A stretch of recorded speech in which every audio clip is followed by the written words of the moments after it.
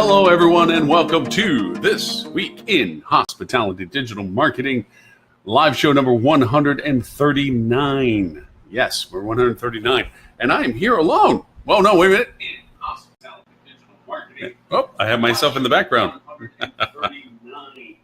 There we go. Mr. Robert Cole is joining me. Thank you, Mr. Robert Cole. Hello, Mr. Gray. How are you? I am missing my audio. Hold on just a moment whilst I get my audio. I can hear you fine. Snuff. Oh, Kelso's here. There we go. There's Kelso. Hey, hi, sweetie. He's probably going to be here for the whole show. Oh, he wants to keep Daddy company today. Yes, he is on my lap, and I've taken him off twice, but that's not. There are just days where they just want to be where they want to be. It's not one of those choices that you can make on your own. But how are you today? I'm doing okay. So we're busy. I was invited to speak at a HSMAI University of North Texas chapter on Monday. It's like, oh, really? Very nice. Yeah, That's so nothing I like gotta figure that out. I'm going to be gone all weekend. Yeah. Well, somebody called in, to had a meeting or had to go out of town or something like that. So well, it's good that you can be a standby. Gosh knows it's not like you can't pull something out of your hat and talk about it. I mean, you're not like that. You have to prep for weeks and weeks and weeks on end. I thought Tim was joining, then I see Ed popping up. So I have no idea who's going to be joining us in the next couple of moments for it. But I have trouble telling them apart. I don't know. They are kind of like twinsies. They are kind of like, and neither one of them is opinionated or they're very quiet. They're very passive about things. Well, I do want to say that last week, after you left, Tim Peters left the room. He must have heard us talking about him. But but after you left, and then I tagged, they covered no news topics at all. They were just talking, this stuff just about themselves, and I don't know what else. Hey, Mr. Stuart, how's everybody? Oh, very good. You sent me an email saying, gosh, golly, you may not make it on time, and here you are, earlier than everybody. Yeah, I told my client I had more pressing things to attend to, so I got him off the phone. Here I am. Exactly. Right. Sure, Mr. Tim, Mr. Ed, gentlemen, I feel like Stuart's pro bono work. Yeah. I feel like we do the Brady Bunch thing. Here's the story. Because we all just... That's funny. Hey, Tim, you're the one with curls, just so you know, all right? Exactly. My word. Marsha. Oh my goodness. There should be some pearl clutching. I do wish, Holly and or Darlene were here, and or both and more. Because I just realized, you said one of us should be Marsha. We don't have any women on the show today. It's just a bunch of 5 white guys. That's the way that. And Valid. I knew I forgot somebody else. We're like Trump's interns. Yeah, we're the forgotten category. We're the one that. Darlene's actually. Don't go there. We're not doing that. You don't want to bring up that topic? No, I really don't. All right. I'll tell Darlene that what I can do is, if she wants, I'll drop out. If she wants to pop on, we can add her, because we're doing through YouTube right now. No. I actually like you much better than Darlene. It was just more a thing of I was trying for some diversity. That's a joke. Words no one ever uttered. Darlene, you got to take this up. I feel bad. I feel like Darlene should be here to defend himself. If I'm going to make shots, I ought to at least make sure somebody's here to defend themselves. I tell you what, this whole morning I feel like I've been, Top Gun, where it's like they're flying supersonic on the deck through the canyon or something. I have been just going full tilt this morning, and the show's just been like, oh crap, we got to do the show today. Mr. Robert, you were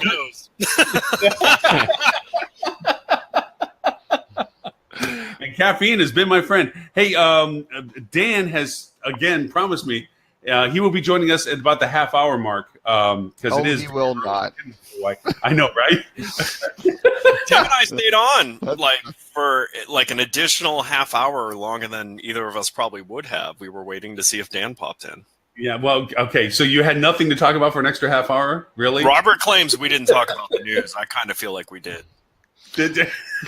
Wait a second, Robert, when do we ever talk about the news here? We bring up one topic and then it's digression city from that point forward. This isn't one of those shows like Stuart runs where it's organized, planned, and thoughtful. Or even beneficial for the people who watch it. Right. This is for the audience. That's exactly what this is. This is pandemonium and chaos. What was that show that used to be on MTV with Dr. Drew and like all the failed like C-list celebrities? You know what I'm talking about? Intervention. Yeah, something like that. Yeah, where it was, Dr. Drew. With Dr. I don't Drew. even think we're C-list. I don't even think there's a letter that we get to add on the alphabet on our categorization. We are Z-list celebrities. Z-list. We're Z-list. Speak for yourself. Wait a second. I'm Z-list. Technically. Unlisted. Yes. Right. At least three of us technically, and I'm sure the others would have qualified had they been so inclined. But I know three of us were on what was called the T list at one point. Remember Tales from the T list? Blogger Tales from the T list was very. Yes. Travel bloggers. Stephen Joyce. Yeah. This is 10 years ago now or something like that. At least that. Wow. So since I came totally ill prepared in the sense that I only now first started looking at the list that Robert was so generous in sharing for topics, I am leaving it open to the floor. I would love to hear anticipate Tim's thoughts on Red Lion buying Nights In. Yes. I actually don't have any. No. In all sincerity, I really don't have any. Be like in charge of stuff for Nights In. So I ran digital for Nights In. Along with our other 14 brands at the time. No, I think this makes a lot of sense for both companies. They throw off a fair bit of cash. It's not a growth brand. It certainly wasn't being managed as a growth brand at Wyndham. Maybe Red Lion's willing to invest to try to turn it into one.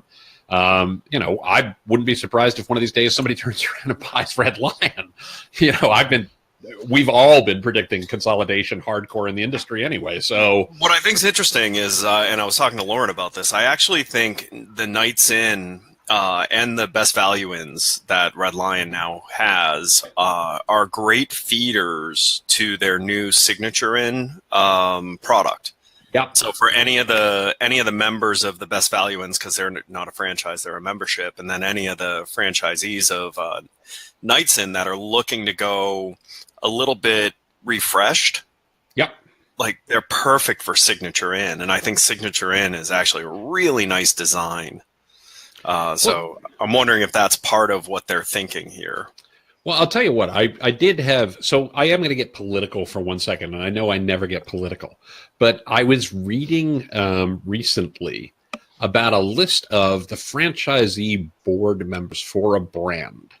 And all of these folks, were people who owned a Subway or owned a small dry cleaner or something along those lines. And then they owned, a Dunkin' Donuts. And then they laddered up and owned 2 Dunkin' Donuts. And then they laddered up and they owned a hotel. And then they laddered up and they owned 4 hotels and so on and so forth. So from that perspective, I completely agree with you, Ed, that it becomes a great feeder into the pipeline of who are going to be their owners of the future and the best owners over the long run, right? So I think that's great. And I think that to me, I get really excited about when I read, and I know we all dig on the brands from time to time and drag the brands when appropriate and the like, but that's the American dream. Like that's actually the way it's supposed to work. People come in, they make the investment they can afford. They start out owning literally like, a 7-Eleven or a counter, a mailboxes, etc. Yeah, right. Like whatever the least expensive franchise you can get in on is what they own. And in the hospitality space, I would think Nights In would qualify for that. And then the next thing you know, these are folks who own 50 property management companies or 50 property ownership groups or things like that. And that's really cool in the long run. So that I think is badass. And for Red Lion, they bought it for only $27 million. That was 347 hotels, and apparently they had 40-some properties in the pipeline. So, I'm not sure exactly if really, Wyndham was focusing on that, but that there was some really growth, convenient Red Lion. Nights In has recently been transitioned to a tech stack that is compatible with Red Lion's tech stack. Yeah. So that makes that a whole lot easier. Yep. And the other thing that I think is interesting about it, I often avoid speaking about Wyndham because I used to work there. I also have been and my wife does work there. I was going to say that's Yeah, why so- you avoid it. No. But I am a shareholder, right? I do own stock, dating back to when I was there, and of course because my wife is there. But I can tell you with candor, I don't know that this is true today. What I'm about to tell you was true years ago, but I've been gone for 11 years, so this may no longer be true. Knights Inn used to throw off a fair bit of cash. It was not a huge, it was not a huge growth business. It didn't, it wasn't something anybody gave tons and tons and tons of attention to, because in real terms, when you compared it with a Days Inn or a Super 8 or a Ramada, it was tiny. However, it was absolutely a bank account that every year we knew we would get X dollars in cash that just came back to the business that we invested in Knights Inn and also the other brands, right? And it was just a great way to fund the things we did for franchisees across the board, not in big numbers, but a very consistent number, So it's probably a good move for Red Lion in that regard. Well, what's also interesting they bought about an annuity for $66,000 a property or something like that. Yeah, exactly. What's interesting about it too is the fact that Red Lion had bought Vantage, and Vantage's whole shtick was picking off Knights Inns. Right. If you remember that, that's who they were targeting. Was that level of specifically, like, they weren't shy about saying we're picking off certain Wyndham franchises. True. Right. But that's nice to have that ladder in place where, again, if somebody's not meeting the brand objectives for Knights, hey, you can become America's Best Value Inn, or you can go up to Signet or whatever. Yep. And you're right. Those owners can then say, hey, you know what? I've done really well with these 4 or 5. Let's go do a Red Lion. Yeah, let's do an RLH, a 400 room RLH. Right. I mean, I don't think they're going to get there. I don't think they're going to get there year one, but they might get there, 10 years down the road. Right. Yeah. Well, I mean, think about what we've seen in the industry over the last handful of years, where one of the things that I think is really fascinating in the franchising world specifically is you're getting a lot of second generation owners now, and it's folks where mom and dad came over from Southeast Asia, typically, right? That is a very common scenario. The kids grew up in the property, learned the business by doing it, starting at a very young age, and then went off to Cornell or UNLV or, Florida or one of those places. Or School of Hospitality. Right. But they go and they learn, the business side. And these are really savvy folks who, are now putting demands on the franchisors in a really positive way to improve their offering, to improve the product, to improve the value that they provide. And they understand both sides of it because they have, in many cases, you're talking to somebody who's 30 years old and has 15 years in the business, plus a degree from a top travel school, hotel school, who knows what they're doing. And you're getting the best of all worlds. You're getting the best of all worlds. Yeah. With education and experience. Yeah. I think that's awesome. I genuinely think that's cool. It's probably making many of the franchisors' worlds a little more difficult. But that's never a bad thing when your customers actually are asking. Says the man who's no longer in that world. It's a great thing now. I do own stock. I want these companies to do well. Let's be very clear, But I also think it's always good when the customer challenges you to do a better job. That's better for you as the company in the long run. Mm-hmm. Yes. Regardless of any short-term headaches you got to deal with. Hey, what did you guys think of this conversation about the acquisition related to loyalty? Some people were pushing back about the Wyndham rewards going away, and Red Lion and the CEO of Red Lion kind of poo-pooed it a little bit and pointed out that rewards or loyalty programs aren't that effective outside of Hilton and Marriott. But then in the same breath, the stats were, I think, was 30% of Wyndham's bookings come 37. from. Yeah, okay, so almost 40% of Wyndham's bookings come from loyalty members versus a Marriott, which is like 50-something%, you know? So Yeah, but here's the thing. Is that because the loyalty program was so aggressive that the people truly became loyal, or is it because it was marketed so aggressively, which, by the way, the last time I stayed at the Wyndham Grand in Bonnet Creek, which is a great hotel, they automatically signed me up for the loyalty program. Yeah. They didn't even ask. They said, we noticed you weren't a loyalty member. Right. Here's your loyalty number. So of that 37%, how many were me? Yeah, probably. Well, and Well, for, technically only for one. Wyndham people, yeah, You think? we're sure. No, but the Wyndham program is very rich too, so you can stay a couple nights, well, not a night's in any longer, but a Super 8 or whatever, a certain number of nights, and then you can go stay at the Wyndham, right, in Bonnet Creek. So they have some interesting ways of getting The Wyndham that Grand. done, or the Wyndham Grand, sorry. But again, that's an interesting program. It's very, very rich for the customers, and who knows? But and they've got certainly a lot of product. But I think in many cases he's right though. Those are the Wyndham's methodology of how they reward is very similar to Red Lion's. It's a stay-based rewards program. Yeah. It's not Yeah, like Marriott, real where it's instant gratification, discounted rate, things like that. Discounted Which, rate. to be fair, again, Which, by the speaking- way, if you want 2%. a discounted rate at Marriott or Hilton, the best program to be a part of is AAA or AARP. Yep. Because they have Right. better discounts than the loyalty programs do. Yep. Which is Right. anyway. Yeah, that's a whole battle. we can come back to that one because I have strong opinions about that. But oh crap! I forgot what I was going to say. We'll talk about AAA and AARP. Yeah, we want your strong opinion. Speaking of AARP, Tim. So no. They have some great Alzheimer type Some great deals on Ginkgo. dementia programs, Tim. Oh Lord, I walked right into that. So here's the thing: I think AAA is I'm going to go out there. I'm going to be bold. I think AAA is the biggest waste for most hotels in the history of mankind, and they should dump that faster than anything else they do. Here, It here. drives absolutely no value whatsoever. It's simply a thing that people look through their wallet to see if they can get a deal after they've already decided that they're going to stay with you. Mhm. Done. Agreed. Period. Right. It's the same as there's a little Chrome browser plugin called Honey, which Yep. basically goes out and looks for coupons when you're on that page, right?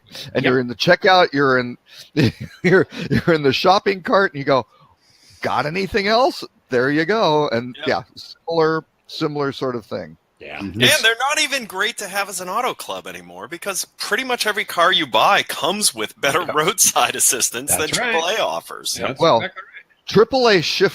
AAA has a problem of just all the different clubs and that sort of thing, but the big California, because California, the guy who's leading that was an insurance company, or basically came out of the insurance business, and they looked at it and said, hey, roadside assistance, all that sort of stuff, that gets people in the door, but we monetize this by selling them auto insurance. Hey, we can do home insurance, and that's their business. I mean, they're just basically But their biggest insurance problem brokers is more than anything. their top customer is now a member of AARP.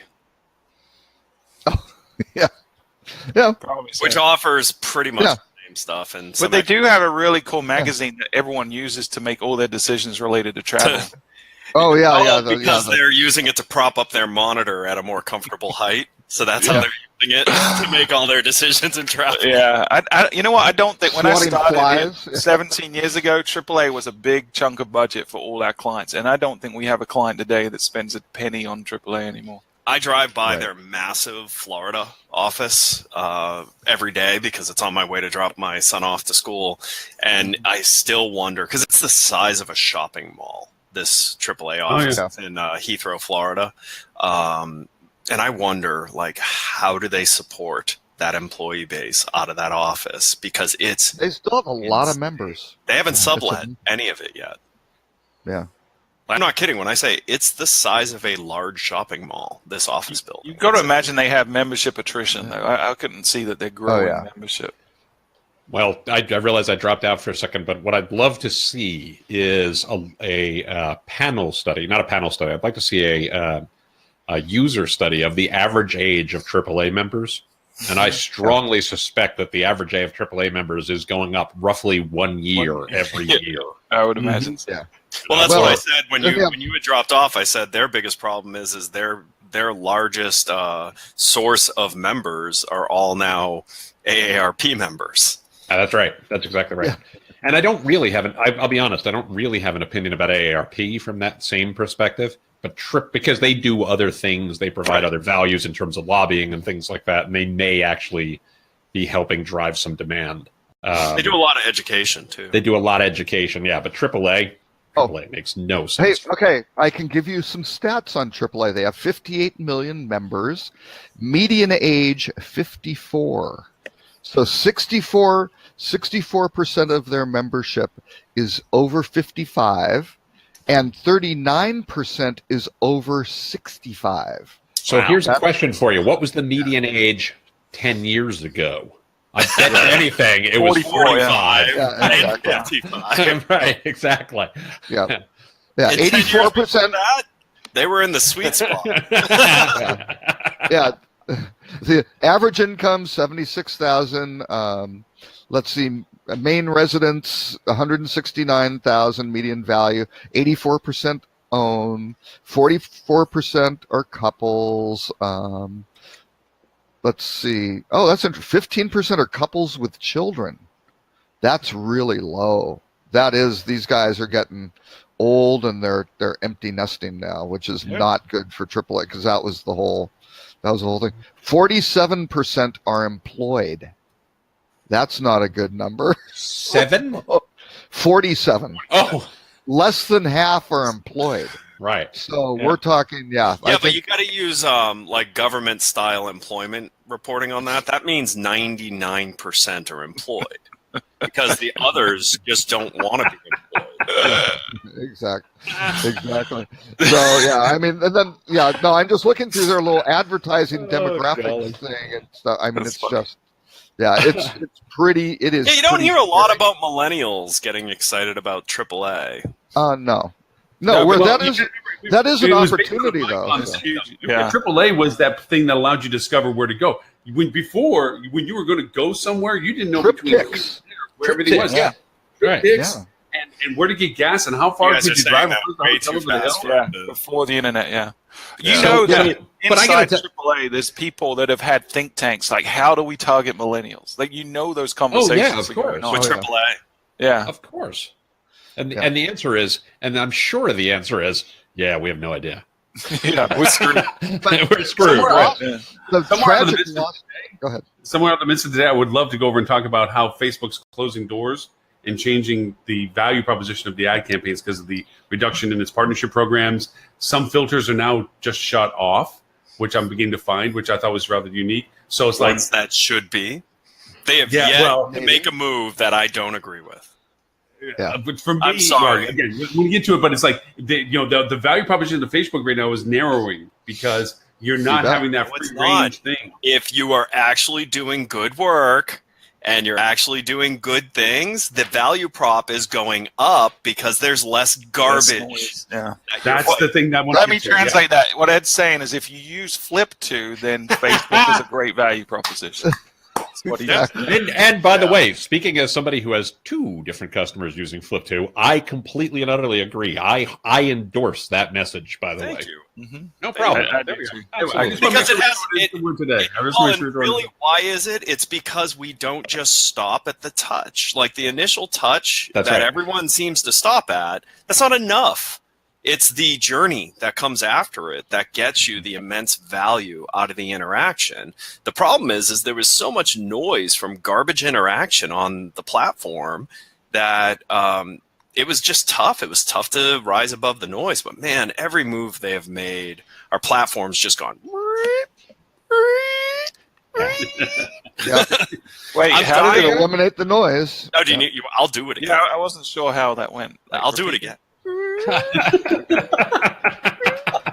Okay, just making sure. By the way, I do want to point out something. Somebody said this a second ago when I was half talking over them, but somebody said, I really just do it to work with Ed. No, I really want to point out how good Flip 2 must be that I choose to do it and also have to work with Ed. Despite Ed. Yeah. Despite Ed. And that is why Tim is rarely on calls with me. It's usually Geeta who actually knows what she's doing.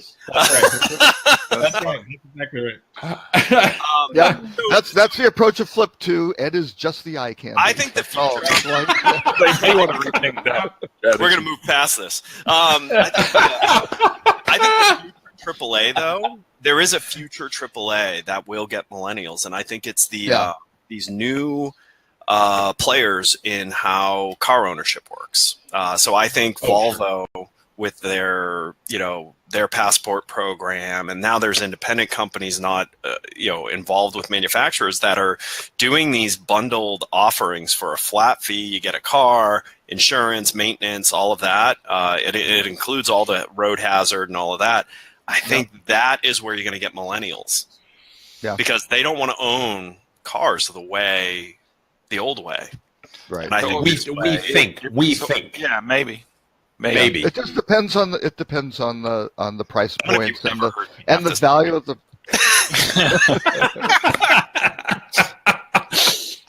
Yeah, that's true. Yeah, but to Ed's point on the car ownership thing, I have to say, because my dad has my old GTO, and he came down and brought it to a car show and walking around. Is it 74 old? GTO? Oh, nice. Yeah, 74. It was the last GTO built. Yeah. But anyway, so the new cars, as nice as they are not being customized the way the old cars were. The old cars, you got to be crawled in, made your changes. Because they're computers. Right. And they're plastic. Right. You can't do the stuff. To your point, the new cars are built to where they want them, custom the way they want them from the factory side. You're not doing it in a personal way unless you're buying a computer upgrade, basically. And so that generation of customizations and cars, it's a commodity. It's a status of it represents who you are by what car you buy still. But that even is fading from the fact that you own and engage in the car and everything else, where AAA had a value proposition. Yeah, but I think this is really interesting. I think this is really interesting because this is the classic marketing. Nobody wants a drill. They want a hole, right? Mm-hmm. And that's kind of a lot of people don't want to own cars. Right? No. And I don't mean they don't want to be able to get from place to place, but they don't want the drill. They want the hole. I need to be able to get where I want to go, when I want to go. I want the convenience. And teleportation teleportation doesn't work. The problem is it's still just transferring a copy. Did you see the fly? Doing the original. I mean, until they can figure out how to not have that be the case. And then you get the whole Will Riker, Thomas Riker problem, and nobody wants to go down that. Nobody wants to go down that rabbit hole. God help you if a fly gets in.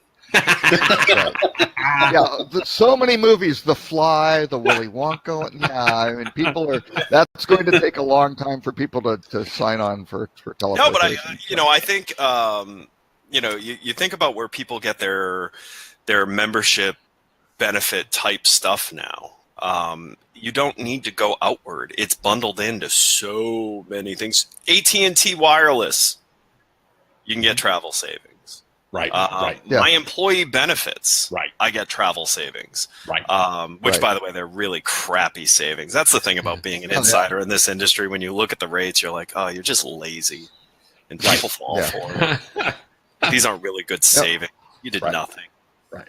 But yeah, I do think moving away from AAA and starting to target other forms of collections of people do represent an opportunity. Mm-hmm. Yeah, and sure. nobody's really cracked the code though on the road travel thing, right? Because Best Western's tried a lot of but Harley a little bit. I mean, Harley had kind of like these great rides and was doing things for their group and working with Best Western to have biker friendly properties, but nobody's really done it where you're driving along. What's an interesting place to see? Do you have time or that sort of thing? Doesn't Google Assistant start to touch on that a little bit now, though? Yeah, a little bit. Not. Yeah,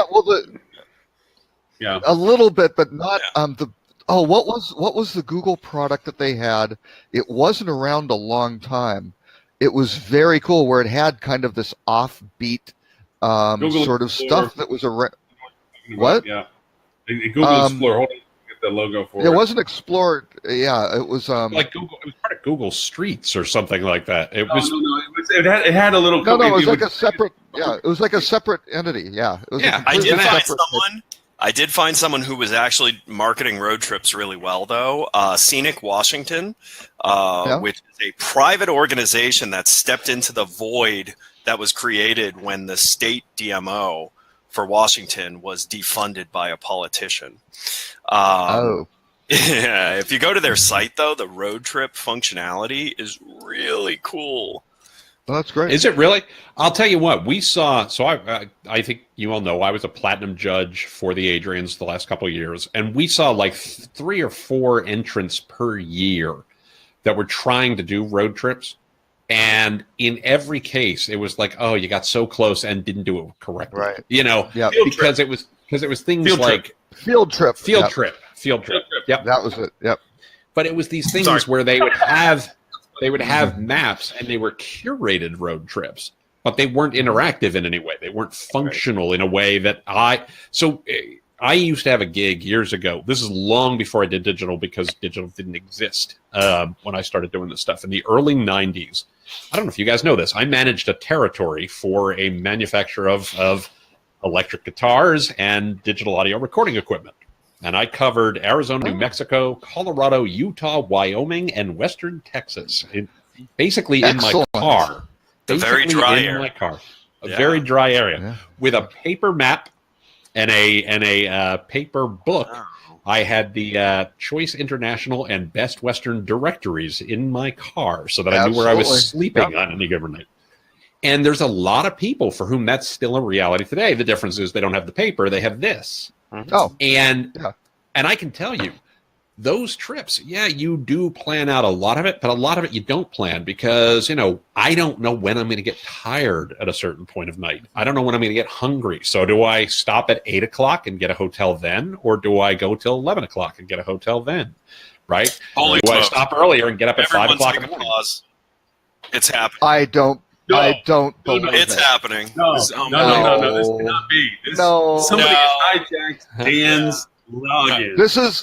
This is a perfect time so we can talk about Dan's strategy. Oh my gosh, drive. it's Dan. There he is. There he is. Perfect. And he froze. Welcome. He's trying to hit the close button. He's like, I made a horrible mistake. We need to have Dan describe. We need to have Dan describe Outriggers drive market strategy. Yeah, what is your drive market strategy? Oh, Dan, you keep freezing. Oh, dude. There you go. No audio yet. We haven't heard a word. You're gonna hit the little microphone. Yeah, the microphone up on the top, right next to. Don't hit the red button. Not the red button. There we go. That would be helpful. Do you hear me now? Hey, good morning. Hey. Good morning. Gentlemen, Mr. Dan Waxman. Good morning. Good morning. Mr. Waxman. I heard you guys making. Oh. I'm trying to build the anticipation.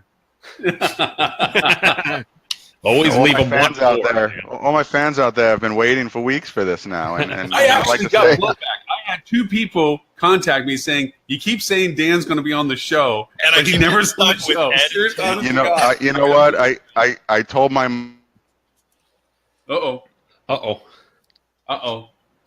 Hawaii does not really have internet access. He's probably using some sort of Is this going to be ad-libs? Because I'm in for this.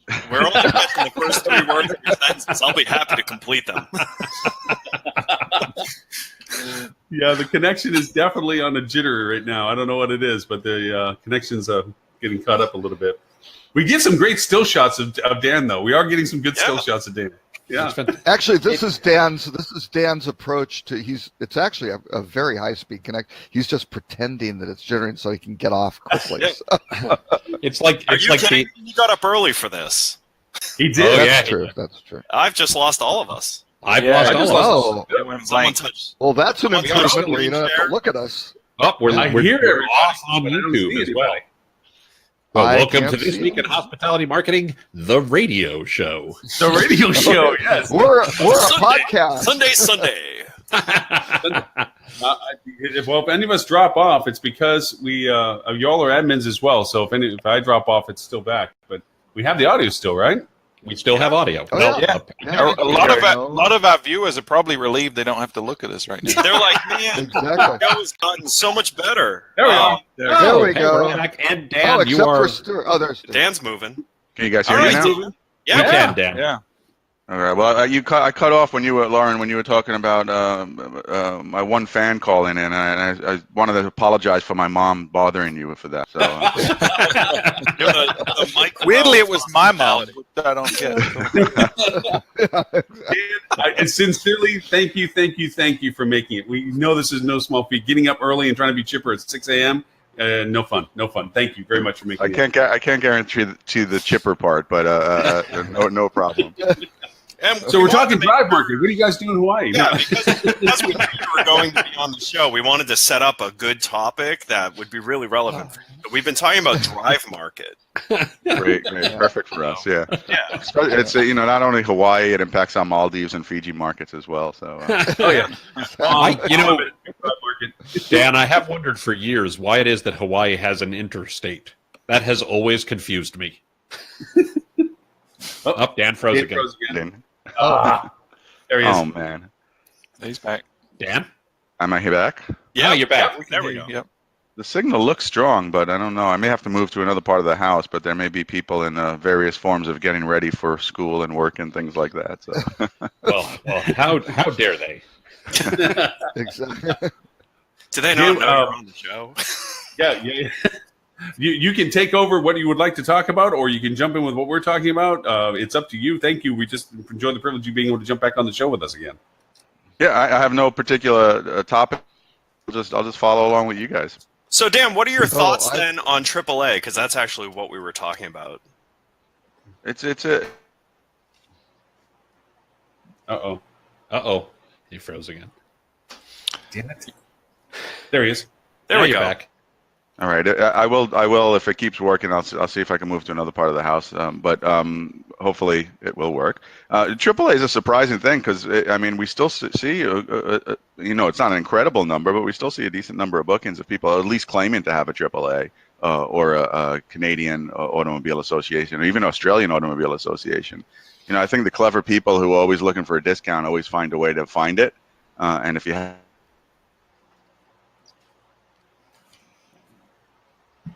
dirty little secret, most hotels are not going to check when you check in for those sort of affinity groups. Yeah, it's true. That is a great point, actually, that we hadn't talked about. The fact that it's not like we have a database to look up in many cases, right? And how many front desk folks are going to say, show me your card when you check in. Yeah, or deny you if you don't happen to have it with you. Right. Oh, I left it in my other pants. Oh, okay. Right. There you go. Yeah. Here's your key. It's a walk-in rate is what we're doing. We just class it as a AAA or ARP. Yeah. It's just a walk-in Yeah, rate. exactly. I mean, we still see a good number of them coming through, even though most people are not driving in our day. Well, It's I've got amazing the a membership topic. AAA has in Hawaii.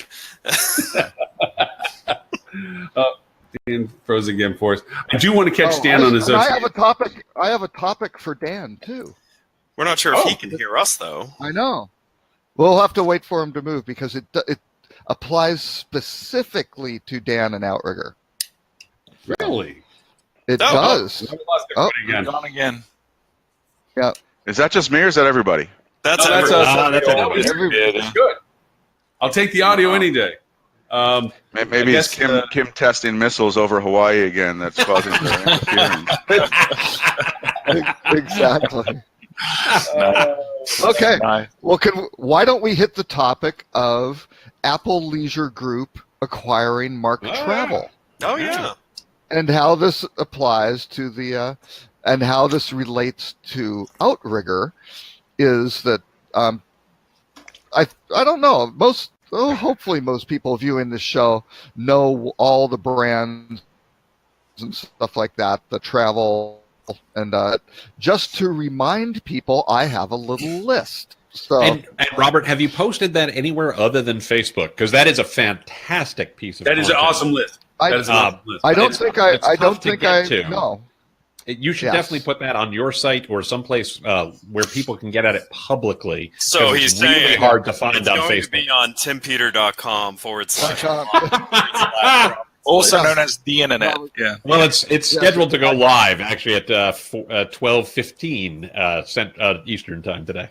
It's actually the PeterNet. The PeterNet, I think, is probably the way they should be terming that whole technology. So, but nonetheless, continue with your question, Robert. Well, the Timtonet. Okay. So first I'll do the little preamble. So Apple Leisure Group, which is a joint venture between KSL Capital and KKR, large investment firm, owns a bunch of stuff. But let's just talk about what Apple Leisure Group has. They own AM Resorts, which is Secrets, Dreams, Zoetree, Breathless, and Now. So all-inclusive resorts, very big in Mexico, Dominican Republic, Jamaica, that sort of thing. Oh, and Sunscape, they've got another one too. They own a couple large distribution brands, Apple Vacations and Travel Impressions. They also own cheapcaribbean.com. So you can see how this is a nice little vertical integration there. They also have a destination management company, which is Amstar, which basically services a lot of their all-inclusive resorts and the guests who go there. Now, so that's that portion of it, which was formerly kind of the Apple Vacations group. They also have what was formerly known as Interwest, which is now called Alterra Mountain Company. So they own a bunch of ski resorts, Big Bear, June Mountain, Mammoth, Squaw Valley, Steamboat, Winter Park, Deer Valley, Stratton, Snowshoe, Canadian Mountain Holidays, Heliskiing in British Columbia, Blue Mountain in Ontario, Tremblant in Quebec. So pretty big player in the ski market, and actually they've done some joint ventures with Aspen and things like that, involved in Alterra. I think Aspen has some money in it as well. Well, I think they picked up something in Hawaii too. I think they. They picked up I'm the getting. and. Here, there's.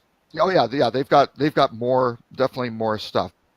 They own Davidson Hotels and Resorts, East West Partners, Village Hotel Club, a bunch of independents, including Monarch Beach, which used to be the St. Regis down in Orange County, Vail Mountain Lodge, which is actually managed by KSL Resorts. They don't really own that, and Outrigger Hotels and Resorts. What do you know?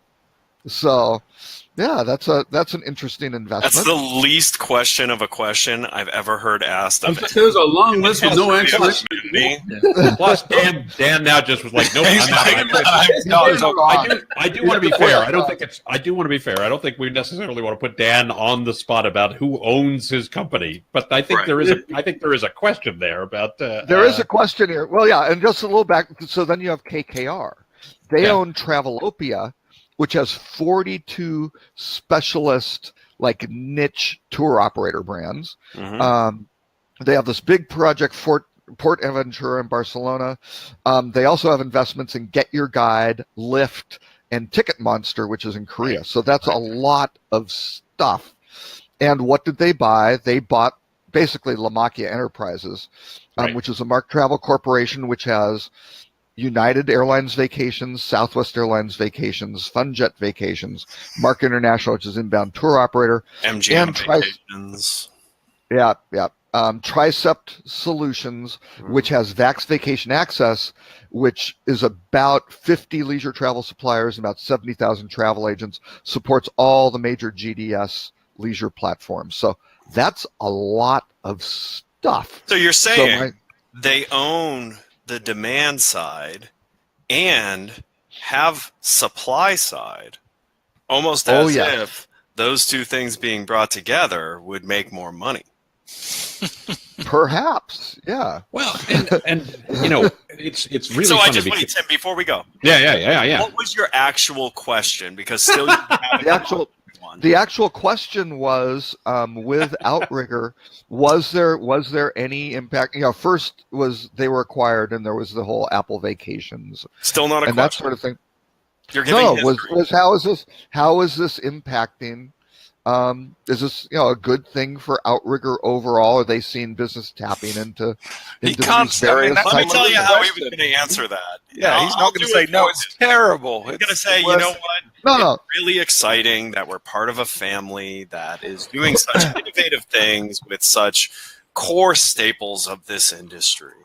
And he would say that if he was awake and it was maybe 8 a.m., but it's earlier there, so we might. And you lulled him to sleep with a history lesson in the form of a question. I think for most of Now, our boys, listeners, fight probably, nice.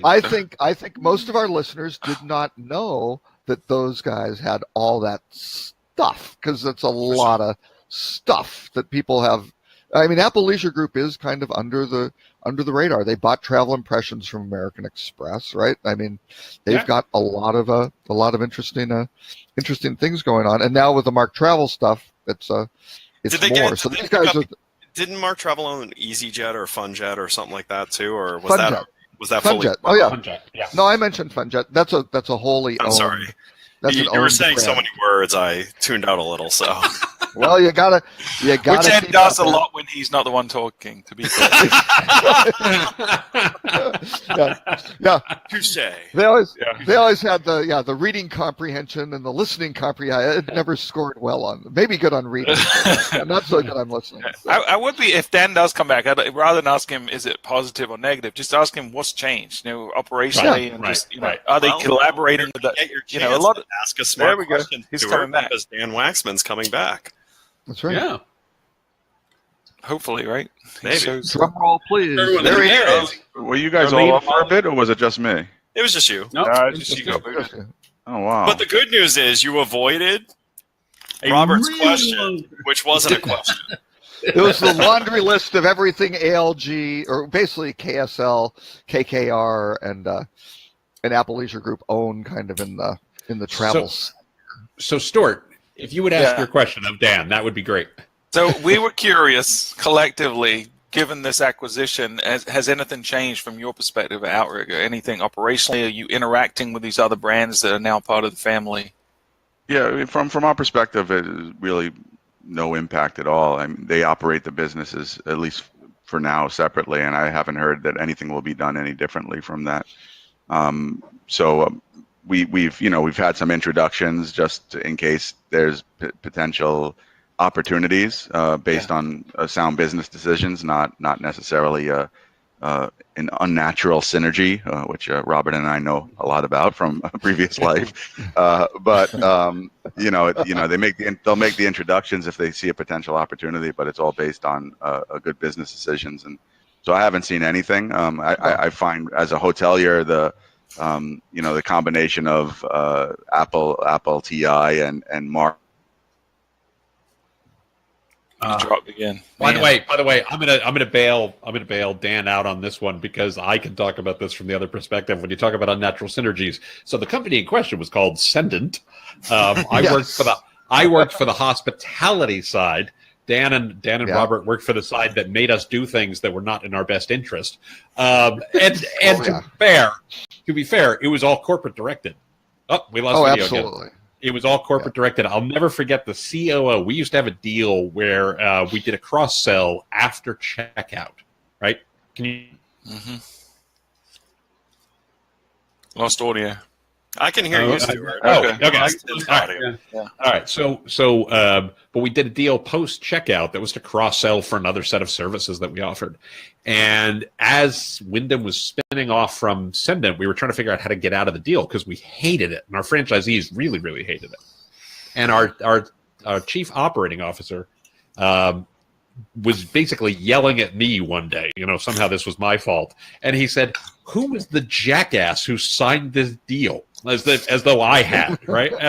And my answer was Henry Silverman, who was the CEO of Sendent Corporation. I was like, you want this deal to not be the deal, you really got to go talk to the guy who your boss and your boss's boss and your boss's boss's boss all report to, because that's actually where this came from. Yeah.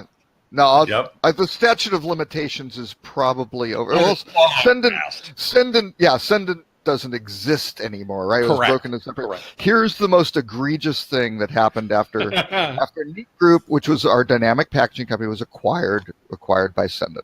We had really good supplier-friendly technology, right? You could set your discounts and just go. Neat and Group we did was very cool, by the way. Yeah, Neat yeah, Group it was cool. great technology. Now owned, and the U.S. patent on dynamic packaging now controlled by Expedia. Yeah, because it went through Orbitz, and so Expedia owns that patent now. Just wait till they start defending it. That's going to be very interesting. So anyway, so we had this, and that's fine. And we had one rule that was basically set that you could not pick on, as a distributor, you could not pick on various suppliers. So if you were getting a better deal from Hilton or something than Marriott, you couldn't arbitrarily just mark up Hilton more than Marriott. You had to take kind of their pricing, pass it through under your general markup, right? So we were prohibiting the distributors from really revenue managing these guys because we wanted those discounts from the suppliers to pass through as customer value, not get absorbed as margin by the intermediary, right? So the first rule they changed at Sendit was get rid of that rule. And I'm freaking out because they own Avis and Budget Rent-A-Car, and the third rental car company was Hertz. And you don't want to mess with Hertz. That's bad, right? Very high demand, good legal team. Let's just leave them. Let's not do anything untoward. But that's not what they did. The interesting thing was we had deeper discounts actually being offered by Avis and Budget. This is pre-acquisition than Hertz. We also had deeper discounts with all of the Sendit hotel brands, which is the Wyndham Hotel Group, than we generally did with the others. What they did without the knowledge of the brand was built in a 5% extra margin as the intermediary for Sendit to basically structurally raise the prices of all of the product they were selling through this platform. And you could see once they did that, the sales of those products went down. And you just went, okay, guys. So first it was like, this is a bad idea. Strategically, we don't do this. It's like, screw it. We're doing it, right? We're doing it because we can. That's like, it's damaging our sales volume and our sister companies. In particular, share is shifting to others. They didn't care because they had a little bit of margin and they wanted that, and basically the person who made that decision got it approved, did not want to go back and say this thing didn't work, right? That's a nicer background, by the way, Dan. That sunrise mountain. Yeah, that's a much better. So talking about positive synergies and things like that, and this goes back to, Robert, your list of various things that now owns Outrigger. And Dan, don't worry, we're not going to put you on the spot about the company that owns the company you work for. Yes, we are. No. But there was this whole thing going around on LinkedIn the other day.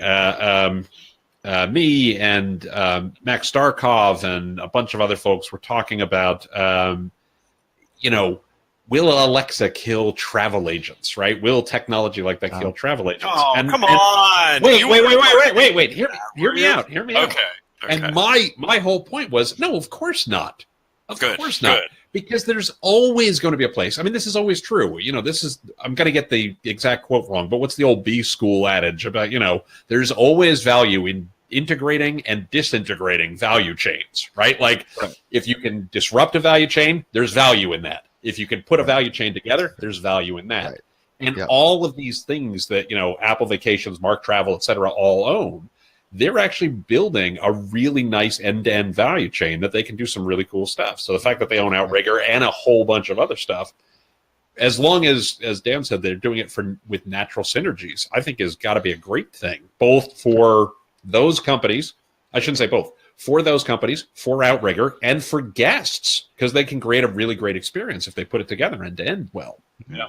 I mean, I got to, just disclosure, right, or little warning signs. I don't speak for KSL, and I don't know anything about their strategic initiatives. I'm just happen to be one of the companies that they own. So anything that I'm speaking about regarding that is sort of my opinion as an industry guy, not as anybody in any way related to KSL. But yeah, I think they make smart business decisions. They do make smart business decisions. They do make smart. Well, and just one thing to add until he comes back. Outrigger already has frozen again. Oh, there we go. Yeah, Tim, back. Tim left. You're back, but we lost Tim. Yeah. Okay, yeah. Am I back? Yep. Okay. And at least, All right, yeah. fortunately, so- on my screen, Tim froze and is staring at you. Oh, Yeah. he's got Yeah, so my point was being they seem, when we look at who has been successful in the industry and in acquisitions and things like that, are the people who tend not to do the unnatural synergies and leave the companies that are doing well, on their own and try to boost them up a little bit. And it seems like that's that's. Lost you again, Dan. Okay. Well, There we go. what I was. We need to get Project Loon out over Dan's house. Yeah, For better quality. Am I back You're again? back. My I don't know if it impacts it. You guys are more techie than I am, but it's raining today, so I don't know if that has anything to do with it. Do you have a lot The of stuff internet on gods your aren't computer? happy. That's all it is the internet gods aren't happy. I do want to make sure that we get the chance to talk to you. You did an amazing conversation about OTAs. And I want to make sure that we can kind of bring that up in some context and conversation today, because I think what you talked about was insightful for a lot of people to understand if they're not keeping up with the engagements and value propositions of OTAs and so forth. So if you get the chance to talk about that, that would be awesome. Sure. Am I frozen or? Nope. No, you're good. You're good. And Tim's back. I'm much more coherent when I'm frozen, I think. But Nice. yeah, so yeah, it was a fun conversation, and it generated a lot of interesting conversation after the event. In fact, a lot of people had commented. I think somebody at the presentation took a picture of my slide that said "Do OTAs suck?" And they put it on LinkedIn, and it got a whole bunch of conversation going, and a lot of it from people who weren't at the event and were sort of, I think, potentially mischaracterizing what I was trying to point out. Shit. Froze again. Hey, I'm going to shut my camera off and see if that does anything. He's back. I'm going to bow out. I'm going to bow out and see whether it's a multiple feed problem or not. So I'm going to take my camera off for right now and just leave my audio on. Very cool looking there. Looks like a typical Outrigger guest with a shade. Dan, I'm with you completely. I mean, this is a thing, there is in the hospitality industry a big torches and pitchforks crowd, right? Like we got to storm the castle and burn the OTAs to the ground and things along those lines. And I think that doesn't make any sense, right? They should provide a good value for some hotels for the right types of guests for the folks who can't reach. I mean, Outrigger, you depend on. I'm going to go out on a limb here. I would expect most of your business comes from out of state, right? Just going to go out on a limb and say that that's likely true. And it's probably true that it makes sense for you to invest in a Japanese website and Japanese translation and support for Japan. But there's probably lots of places where the markets aren't big enough to make it worthwhile. And an OTA could be a great way for you to reach those folks. And I think you froze. Yeah. But just nod your head aggressively if you agree. Oh, he left the room. That's funny. I mean, I agree with you 100%, Tim. We talk about this a lot on the podcast about OTAs are a really important part of the ecosystem, and they do reach guests that you cannot reach as an individual or even group of properties. For people coming to a destination for the first time, they're not going to find you unless you're on an OTA. Right. They're just not, because you don't compete, you don't show up, you have no visibility on Google search for broad terms that people search early in the funnel. So you have to use OTAs to get that new business, but then it's your responsibility as a property to learn how to turn those OTA guests into loyal repeat guests booking direct next time. And there's a lot of things you can do to affect that change. People are lazy though; they just do what's easy, and it's how they become. And what's very important is people don't always become loyal guests because they don't have a need to use that product or that destination over and over, right? They go there and they go, "This is great. We've been to Myrtle Beach. We've had a fantastic vacation. We'll tell our friends," which is again that's kind of the flip to model, right? Make sure that happens very efficiently. But but they may never come back. So beating yourself up with a ton of money trying to draw them back in is a complete waste. So the OTAs they're low risk. and in many cases are attracting customers that you can never get at least cost effectively. Right. And which was one of my, and I cut out again, of course, and that's one of my points that OTAs, don't suck. And then another point was that OTAs do suck. And then my third point is we also suck, meaning hoteliers. Right. So, I totally agree that the OTAs is a place for them, and they're an important part of our mix. But there are instances where, they're doing things that are not to our benefit, where they're jumping in front of customers who would otherwise find us, competing against us in keywords, competing against us in meta search. And, now they're trying to get into our tech stack, and they're trying to get in. That's right. Yeah. You know what's funny? A long time ago, this is probably 4 or 5 years ago. You have no audio, by the way. Yep. Fuel, we did a campaign. It was a postcard campaign, and you see that? It said OTA suck, and then it says on the back, all of your profits. So I'm thinking the same way. But here's the thing, this always drives me nuts when I see the industry get really just bent out of shape for OTAs, when quite honestly, there's a far worse devil that has screwed you all as hotels, which is TripAdvisor. Because TripAdvisor is a mast. No. Hey, Tim, when's the last time you filled out a TripAdvisor review on a hotel? Actually, technically, I never have, so I'm the wrong person to ask. Okay. Go do it. Go fill out a TripAdvisor review and watch what happens. You're going to get remarketed to go back to that market by TripAdvisor. Guess who's not going to be in that marketing? The hotel you stayed. Right. Yeah, but here... And they sucked everyone into this, like they squeezed themselves into the consumer path to where hotels didn't really have a great choice. It's, if we don't have good TripAdvisor reviews, we're getting murdered. So we need to put some volume behind that. So let's take our guests and push them that way. And then TripAdvisor went, great, thanks for your guests. We're going to try really hard not to give them back to you unless you buy them from us. And that is far more evil. Now started. Than the OTA model. Go ahead, Dan. Sorry. I will tell you, whenever he freezes, he does have like the best, like most attractive. Yeah, I know, he's freezing really well. The rest of us have. Whenever I freeze, yeah, exactly. I look like a troll. I think like many things that we deal with in the ecosystem of travel, if you manage it the right way, it's a positive. If you don't, it can be a negative. But I would argue that 90% plus of people look at reviews before making the decision, right? And if you have a great product and they have positive sentiment online, TripAdvisor helps you. A fraction of the people that travel leave reviews. The majority do not leave reviews. So what you're talking about only affects a small portion, whereas the majority of people are being positively impacted. The problem is if you're doing a good some job. cases, if they were really happy people, you're sending someone who's incredibly happy, who you actually have built a rapport with, to a place that's going to actively try and make sure that person does not come back to you. I'm not saying you should send your own list to not necessarily they don't come back to you. They're just going to try to monetize it to whoever will pay them the most and give it to them, right? And I mean, we're very much helped by the fact that TripAdvisor keeps finding ways to make their product worse and shoot themselves in the foot. Dude, don't get me started on these new sponsored placements, man. For instance, the new sponsored placements. Okay, so wait, do we want to talk about that or Marriott wanting to cut commissions for online travel agents? Oh, no, we want to talk about TripAdvisor. And I want to talk we'll do that first. Okay. Okay. We're doing a whole episode next week on our podcast. We're going to record it next Friday, so it'll be out a week on Monday about TripAdvisor. And man, we hate the sponsor positions with a passion. They're the worst thing I've ever seen. And I suspect customers will too.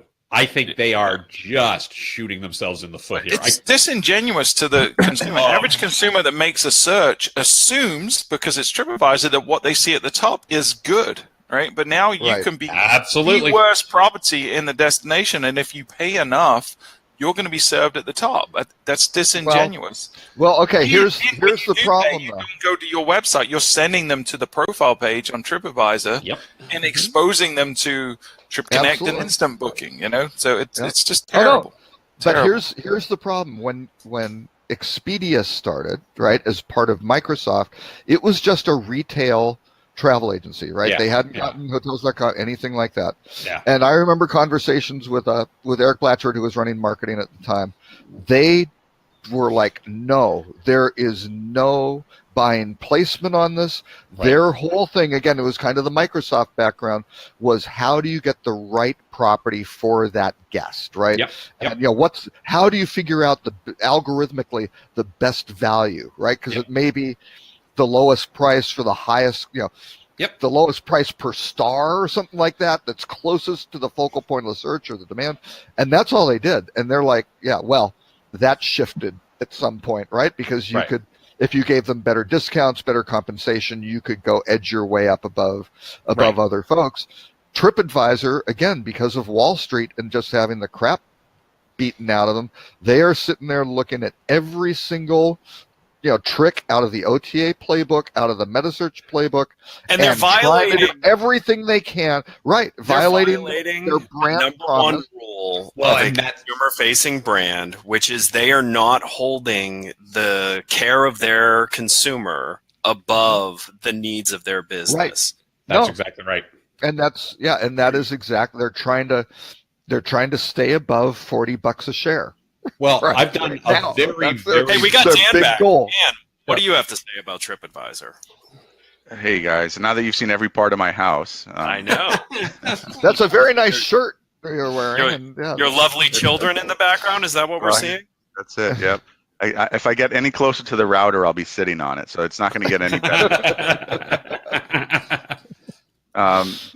From what I've caught of the conversation, I absolutely agree. I was mentioned I had fun writing a LinkedIn article about the OTA conversation that we had, and I'm thinking my next LinkedIn article would be titled "TripAdvisor Lost Its Way," and I totally agree with Ed that it used to be my go-to place to start my travel journey because I'd want to figure out how to get to.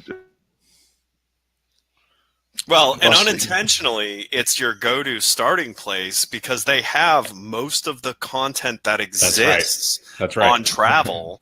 They have so that's the thing is from a natural search position, TripAdvisor is now in an amazing spot, and that's why they end up being the starting point of a lot of people's trip planning. That's right. You bet. But the OTAs are catching up. For are. a long time, they didn't have the same content. They didn't have the reviews. Nope, you're back. Now You're back now. You were frozen for a little bit, but you're back. I'm going to take my camera and microphone back And off he's again. frozen again. Am I frozen again? I don't think it's you. I don't think it's you, Lauren.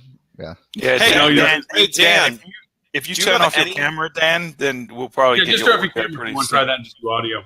And Dan, also, Yeah. if you have any other applications running on your computer, I'd kill them because this webinar jam is a resource Sucks hog. out your research. Oh, it's a suck. Yeah, it's a suck on your computer. That's for sure. So I've done a very informal, very unscientific study of basically everybody I know outside the industry over the last week about this topic, and every single one of them said, "Oh no, absolutely!" It's exactly what we're saying. Customers go there because they trust that it's the correct response. They correct Absolutely. response. Where their brand. where unlike the OTAs, they don't expect that. They expect that they're going to get shown, the best deal, the whatever. So yeah, they are just crapping on what their brand promise has always been, and I think that's going to hurt them In the long term. long run. Right. In the short run, maybe they get a nice quarterly pop, from the street or whatever, because hey, look at all this new revenue we're bringing in. But in the long run, they are setting themselves up to fail miserably. Unless, and I've been saying this for a while, TripAdvisor, I still think are setting themselves up to get sold. And this is a good play if they're trying to get sold, because it's going to show positive financial impact over the next 12 months. Right, but Well, even in the you metasearch can't space, serve two masters, right? They're definitely doing it for the street or for an acquirer or things along those lines. They're not doing this for the customer. No, not at all. And that is Absolutely what's not. wrong with a company whose premise was to bring clarity to the customer. Right. Yep. Right. For sure. I mean, But there's an done. opportunity for someone else to come into that space now. It's going to take them a while to acquire the data and the information, but it's definitely. I got to be honest with you, though. If you use social proof correctly, you could also just eliminate the need for a centralized version of that if it was just done with a good balance. Which, and I mean, Ed, so first off, we'll do one more commercial for Flip 2, which, for instance, Flip 2 can help you with. But to be fair, you may remember one of the first things I said to you, you may remember this, and I wouldn't be surprised if you don't. One of the first things I said to you, one of the first times I saw Flip 2 was, oh my God, this is what we've been telling people to do for years. It just wasn't easy to execute. Right? There were not, and I would argue still aren't a lot apart from Flip 2. There aren't a lot of ways to actually do that easily. Right. And if you want people to do things, you got to make it easy for them. And TripAdvisor made it very easy for people. But here's the thing I'm just going to continue to say. I've now run 2 businesses that are smaller in revenue than a medium to large size hotel. And the amount of care I put in to being able to do those things is really high. Sure. Someone at a hotel that turns the type of revenue they do should have that charge to them of how do we take these hard things? Because guess what? If you do the hard thing, your competitors won't. And that's how you're going to eat their lunch. I mean, I did it at Easy Yield. I did the hardest thing I ever did at Easy Yield was become level 1 PCI certified. No one was even asking us to do it at the time, but I saw it as an opportunity to step out from the massive crowd of channel managers that were popping up. Guess what? It became the thing that no one could answer against us. And it's really hard when you're looking at a product to go, oh, level 1 PCI certified. Why'd you do that? Well, because we handle this, this, and this in payments. So you should do this. Well, man, when you don't make that choice and it goes bad, you just hope that you never find out that you knew that there was a better choice.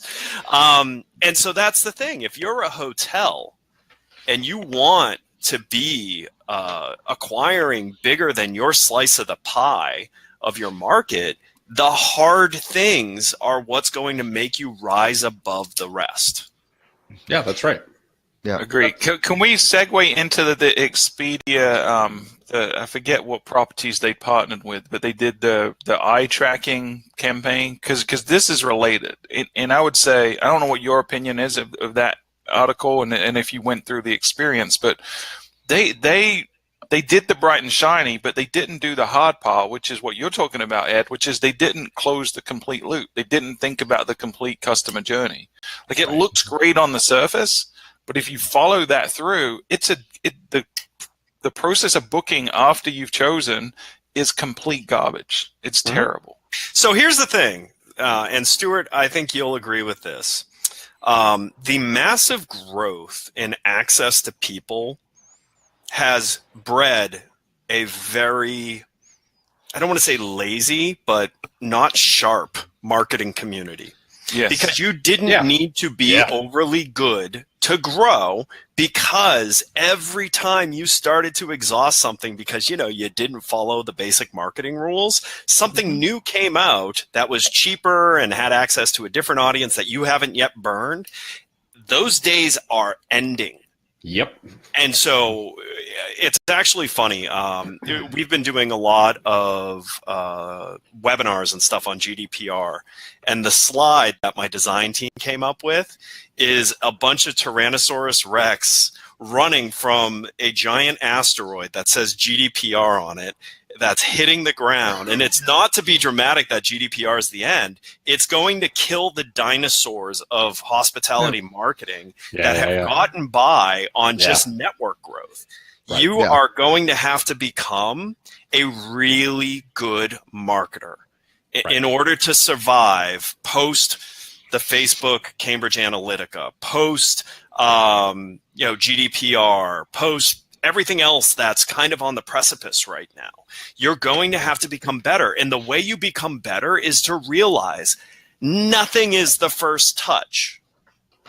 Okay, so if your version of marketing is just thinking through how do I get in front of someone and then shove them through a generic experience, like your days are numbered. You have to realize the journey is how you're going to survive. And GDPR actually nods to the idea that they want you to have a conversational approach with the people you're interacting with. It needs to be relevant to them. It needs to be something that they want. So it's gotten so bad. Marketing has gotten so bad that the European Union had to step in and write law to say, stop being crappy.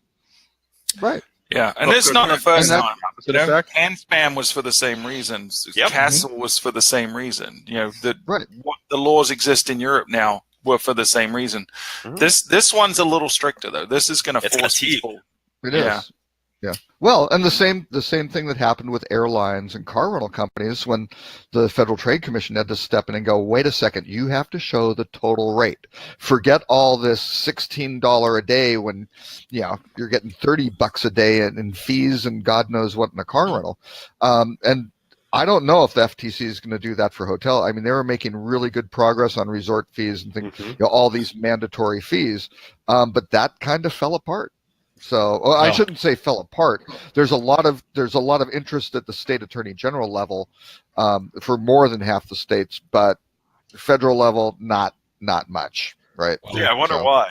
Guys, I got to drop off in just a moment, but I just wanted to add. Well, I have to drop off for real instead of just politics. The network. Politics. Run. No. I actually wanted to go back to what Ed was saying a moment ago, just because I haven't done any shameless self promotion this episode, and I felt like I had to sneak one in here. Where's the blog? So I had a podcast episode about a month ago that says exactly what you just said, Ed. It was called "Deal with It." Digital makes marketing easier for everyone, which makes marketing harder for everyone. Right? When you've lowered the bar for everybody, which means you now have to work harder to do the right things to get in front of your customers correctly and in a way that's really valuable. Right?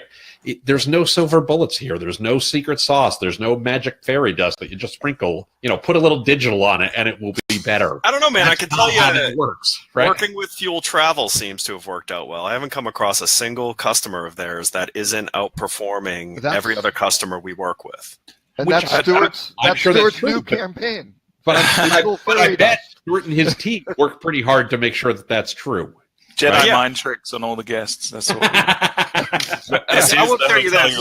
I will tell you this. We probably, before the majority of our competitors, took this mobile-first approach, and it has paid off tremendously. We've gotten, I spoke at HSMAI about how we were projecting by December we'd hit the second mobile tipping point. I was wrong. We've already hit it. We've got one property that's had 4 months in a row where they've got more bookings on mobile than they have on desktop. And last month, we had 6 different clients that all got more bookings on mobile than they did on desktop. So embracing how we consume and putting that at the forefront of your marketing strategy is the key. And then thinking about why. That's exactly right. Why are you wanting to consume it that way? Well, the line I always use is it's not mobile first, it's customer first. Right. I mean, realistically. I have to throw a shout out to Del Ross that's been chatting with us on Facebook, and I have not been responding as I should. Del, my apologies. And yes, we do have an audio latency. He's saying if we aren't talking, we should put ourselves on mute, but then we can't interrupt each other. So it's a little tough to do, but I'll try to keep you All right, but gentlemen, I have a 1:00 Eastern call, and I do need to lay in some groceries beforehand, so I actually have to bolt. Great seeing you all. I will see you next week. TimPeter.com/the internet. Yes. Don't actually break that. That's going to take you a 404. I'm sure the Timternet. I like that. All right, gentlemen. You can find me at timpeter.com or at TCPeter on Twitter. With that, I hope you all have a Tim podcast. It is the best thing on. It is great. It's really good. Thank you very much. I appreciate that. Tim and Stewart's, man, are the two every week. Got to listen to them. Listen to Stewart's religiously. Thank you guys very much, and I will see you next week. All right. Bye, guys. All right. Bye. So, all right, we're trying. One question on TripAdvisor, though. I mean, they're doing lots of other really kind of evil things, right? Because their whole strike-through policy is, I think, founded on. Anybody heard of Hotel Quickly? I mean, I don't know who owns. It's out of Hong Kong or something. When you Google it, you can see lawsuits. Yeah, exactly.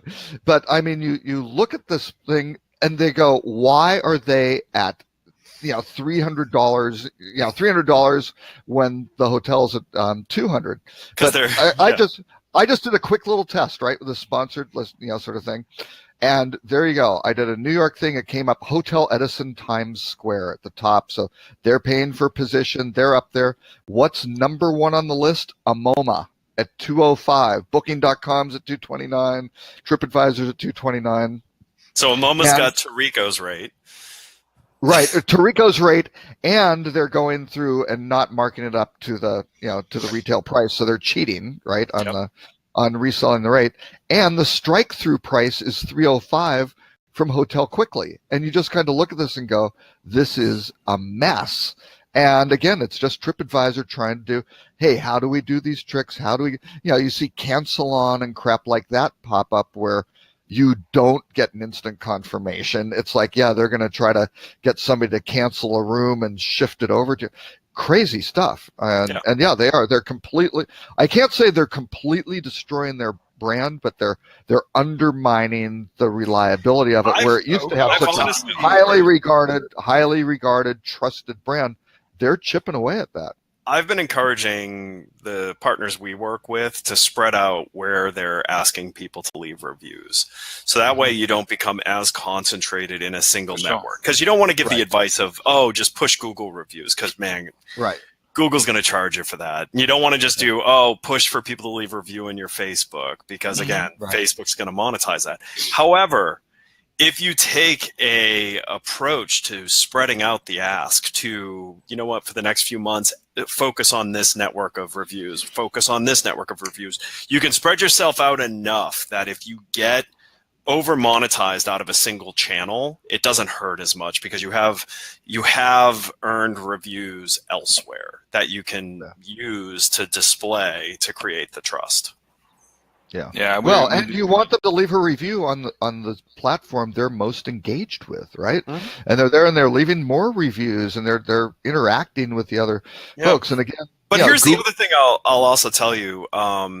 You also don't want to re-engineer like a review to put on your own site. And I've seen brands do this. I've seen hotels do this, where they'll put a TripAdvisor review on their site, but they leave out really important detail, like, was this person's first review or their 10th review? What was your response to the person? Instead, there's a brand that it drives me nuts, but you go to their site and go to any of their hotels, and their hotels are lovely. But go to any of their hotels, and the first 3 reviews that show up literally are just, do not stay here. Yeah. And I'm like, you're doing this wrong.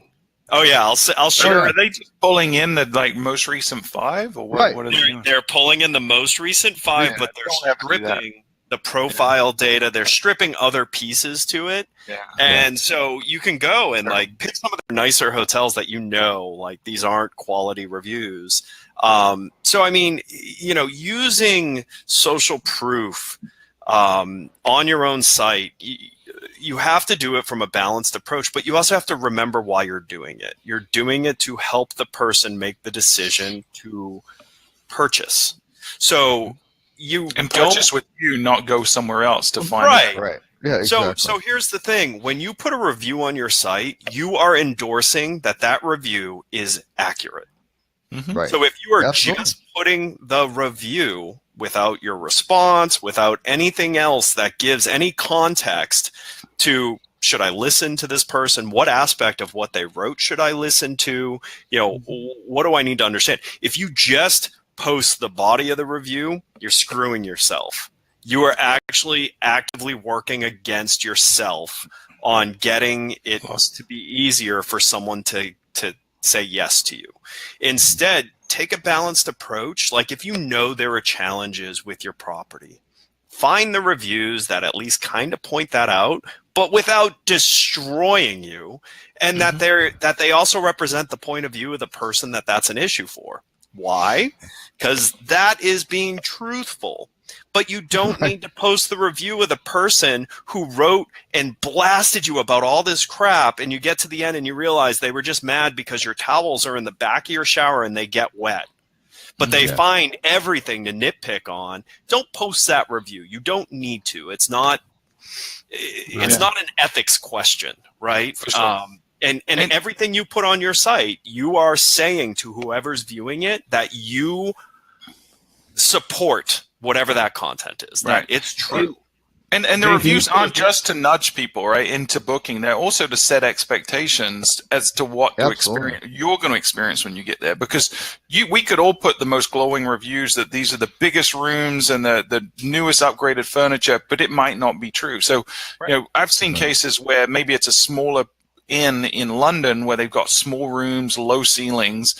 Find reviews where people acknowledge that's a thing, but find it quaint or find it, historical, or whatever it is, right? It's cozy, Part of that conversation a little bit. I have a client that has a variety of inventory quality. That's a nice way of saying it.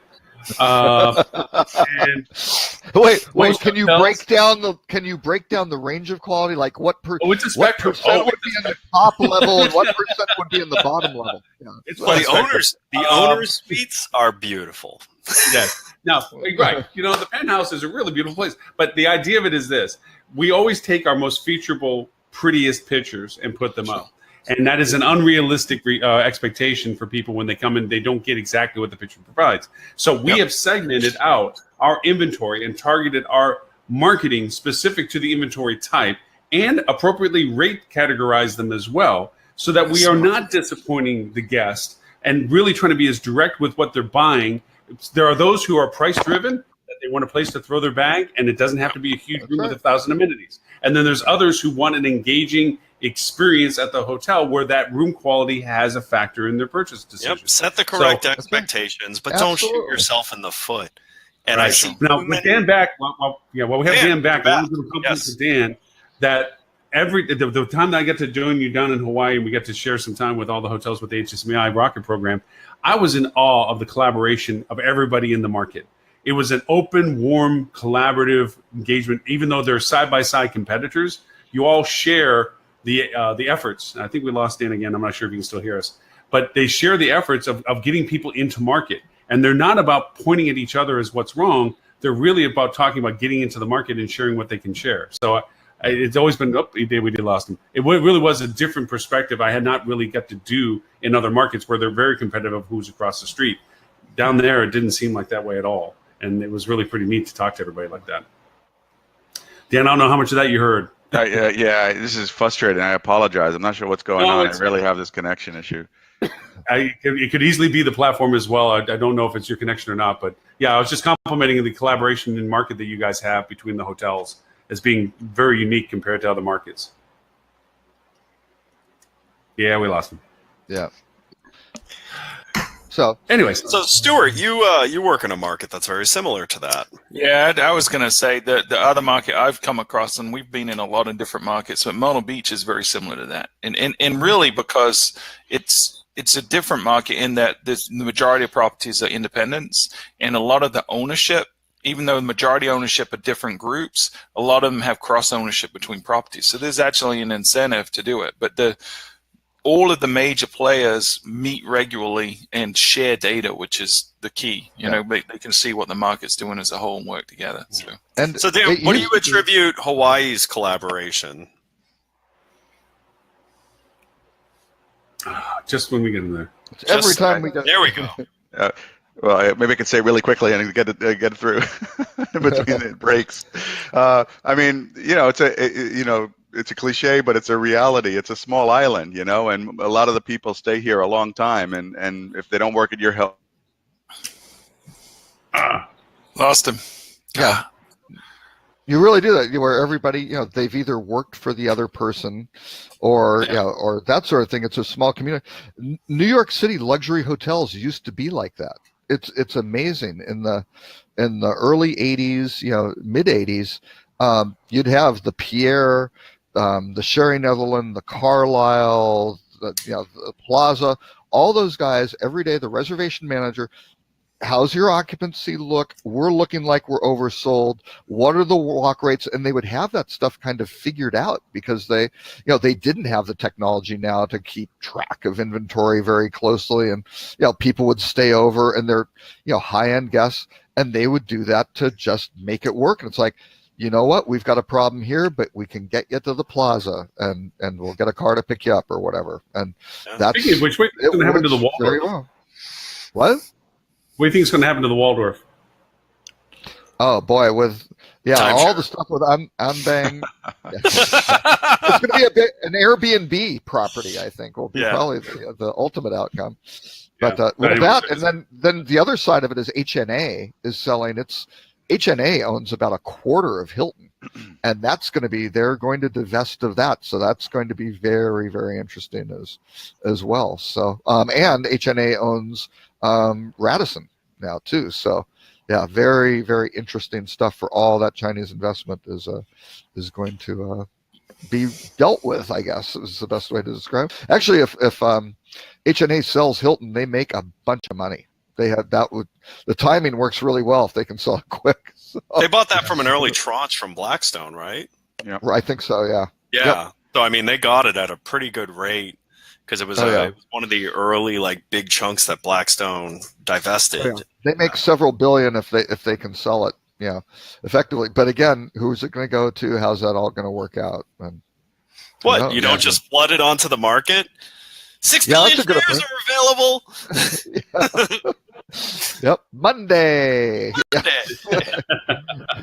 So Dan, Yeah. was there, while we have you moving, was there anything that you'd like to talk about beyond the craziness that we normally talk about? Like, what are you working on right now? Anything cool?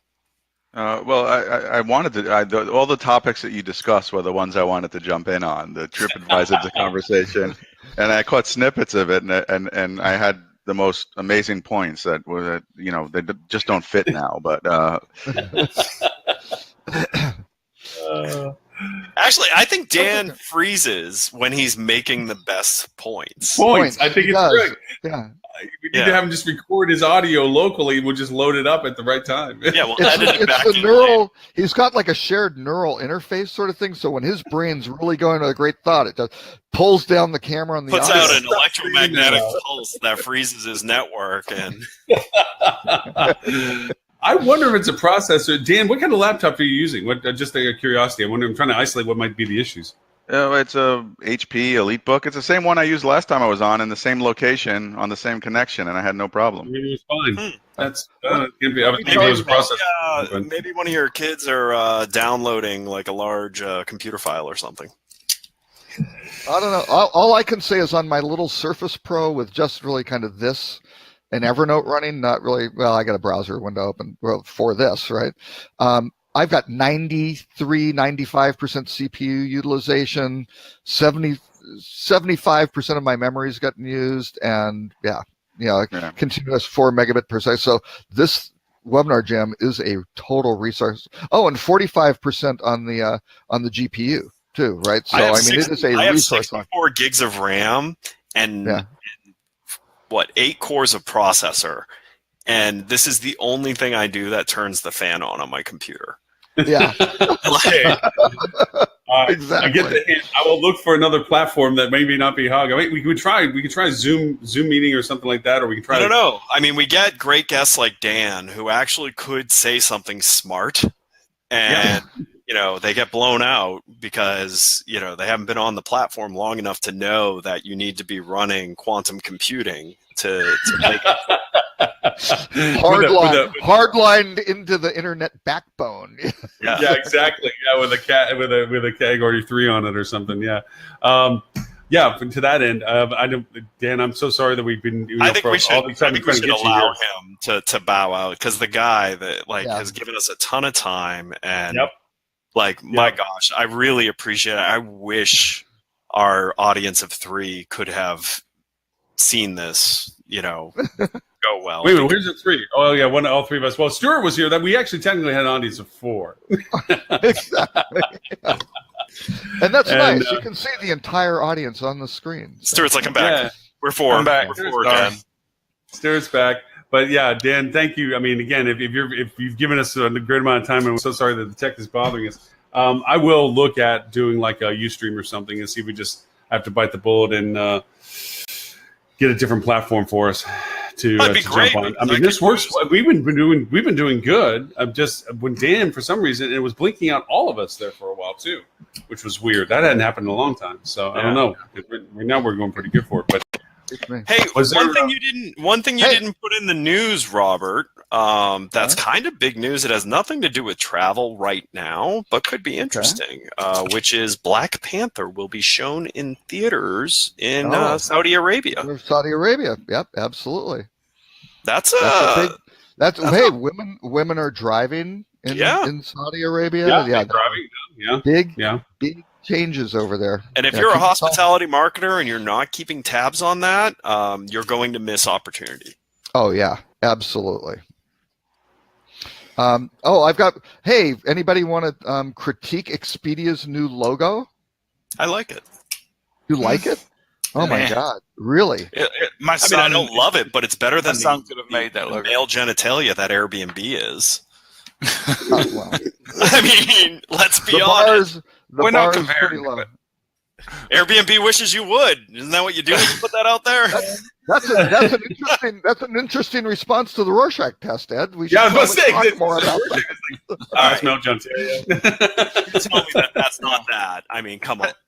I mean, not only was the logo to me was kind of meh, but the conversation that was had by the CEO was it just demonstrated a lack of understanding of what a brand is. Like the brand is not the logo. That's just silliness, you know. And he's a finance guy. Yeah, I mean it shows. It shows he's not a marketing guy. And but did they keep the .com? Well, this is the Expedia. What do they call it? Expedia Group, right? Group, right? Which Expedia is kind of like Booking Holdings or whatever. So I don't know. I think the challenge with what were they going for? Retro? Some sort of retro? Yeah, this looks like a bad 70s font. It does, but then they were saying, "Oh, we went lowercase because it's more accessible," and it's like, no, more accessible. No, but the ease it's their logo. Multiple Dan Waxmans. I don't know if you guys do, but I have two. Wow. I'm just thankful it's not two Eds. Oh, there we go. There is two Eds. He's in stereo. Wow, never saw that before. No, that's clever. That is very clever. No, but it's one of them.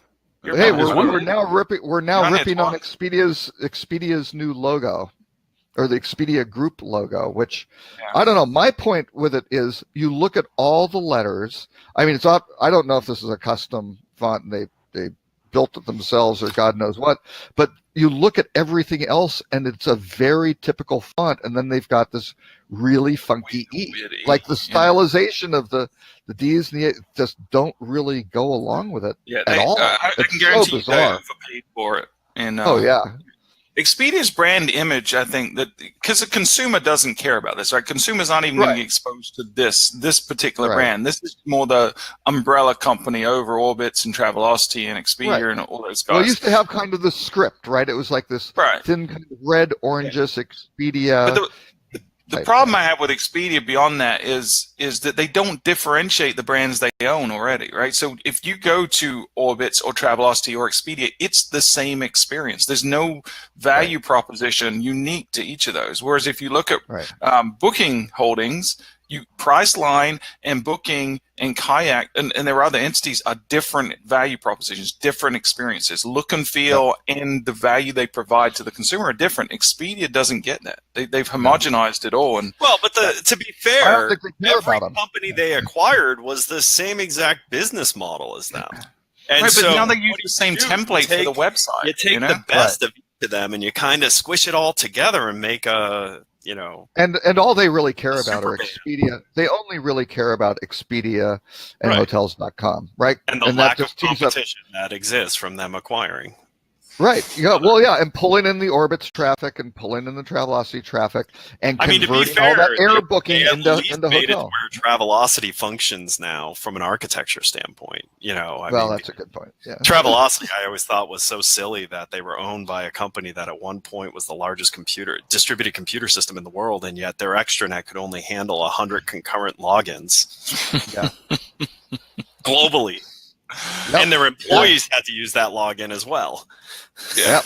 That's old school technology. That was running on a PC that was overclocked to be a server. Oh, nice. Yeah. Ugly Lawrence stuff. Like overclocking. Good nerd. my computers right now are definitely on overload as we simulcast on everything. That's for sure.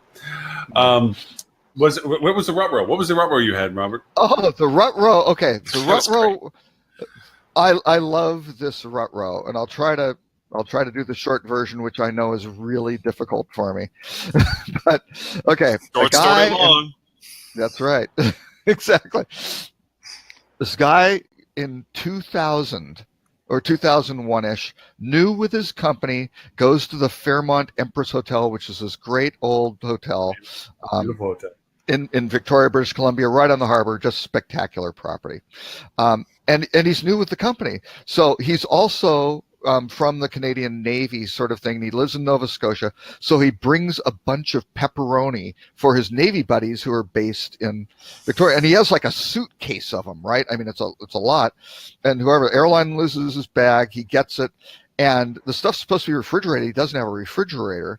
So he decides, hey, it's cold outside. I'll just open the window. I'll lay this stuff kind of around the room. That's fine. And he goes out for a walk for 4 or 5 hours. Well, because it's on the harbor, what he didn't quite think about was there are seagulls who smell. I've heard from my cousins in Nova Scotia about this pepperoni. It's really good. So he comes back from his walk, opens his door, and much to his surprise, there are 40 seagulls in his room. And the way he writes this is he starts just mentioning that apparently this pepperoni disagrees with the digestive tract of these seagulls. Oh no. And so plus, okay, so then when he opens the room, he startles the 40 seagulls, which are now flying around. Some of them more aware ones are going out the open window. Others are crashing into the closed window, ripping the drapes, knocking over lamps, just crazy. So he finally gets all of them out. Oh no, there's one. No, there are two actually. One is a seagull that is on the windowsill, so he throws his shoe at it, in which case he misses the seagull. The seagull does go out, but the shoe goes out the window, right? We'll get back to the shoe in a moment. So then there's one large alpha seagull who's like, there's pepperoni here. You're going to have to get me. He grabs a bath towel, gets the seagull, which is going nuts, throws it out the window, right? And so now he's done. There's a problem. This is the afternoon, and the Empress has high tea, which is very nice. And there's a group of tourists. He's on the 4th floor. And so the shoe has come down. And they're like, what? And probably, I don't know what the commotion with the seagulls flying out of his room are. Maybe that grabbed their attention. And then a seagull in a bath towel who can't fly, right? The seagull was okay. No animals were hurt in this experience. Was this a Mr. Bean episode? I mean, it gets better, right? So he's then sitting there going, oh my God, he has a dinner he's got to go to. So he goes downstairs because he's got to retrieve, this is his shoes, his good like dress shoes or whatever. He grabs it. It is landed in like mud on a path, right? He gets his bath towel. And so it's covered. So he washes it off. But now he has one dark colored wet shoe and one light colored shoe. So he goes and he gets the hair dryer and puts it in the shoe, which is working well. It fits nicely. The shoes. No. Until the phone rings, he goes and is into the room to pick it up. In which case the lights go out because the hair dryer has fallen into his full sink because he was washing some of the stuff that had gotten messed up with all the seagull crap. Knocks out the power to, I don't know if it's the floor, several rooms, whatever. Now decides he needs help, right? So he calls housekeeping.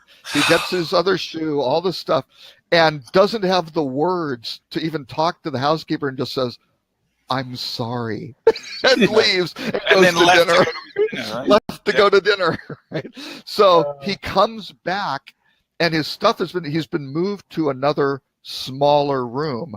Not only that, his company gets a letter, and remember, he's new with this company, from the Empress saying this man is banned for life.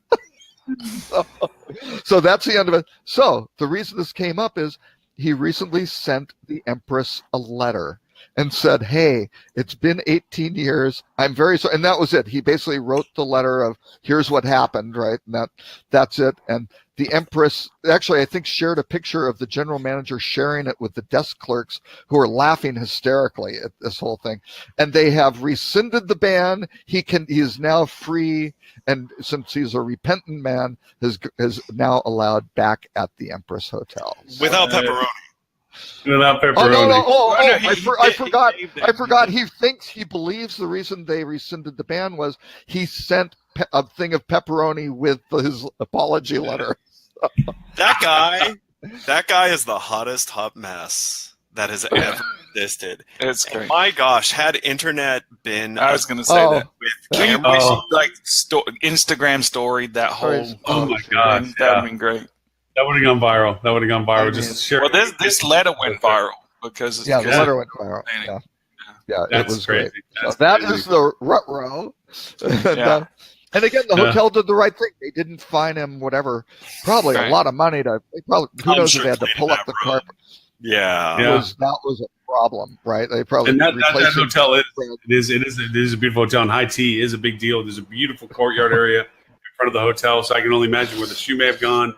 And at night it's beautiful too because they have all the little lights, the little white lights that they put around that. It's really that outline the building. And the carcass of a bird wrapped in a towel hitting the ground. Was a statue of the high tea crowd. I think the bird may have hit some people too. Yeah, I think they said it wasn't hurt though; that it flew off. Yeah, it was not hurt. Yeah, that's good. Well, I don't know if we can. I wonder if there's an angle here that the Empress could take to get more legs out of this. Can they come out on top? You know, doing the kind of Ritz-Carlton type of thing. I don't know, but there's probably something they could have done to respond in this, other than just saying he can come back. Invite him back.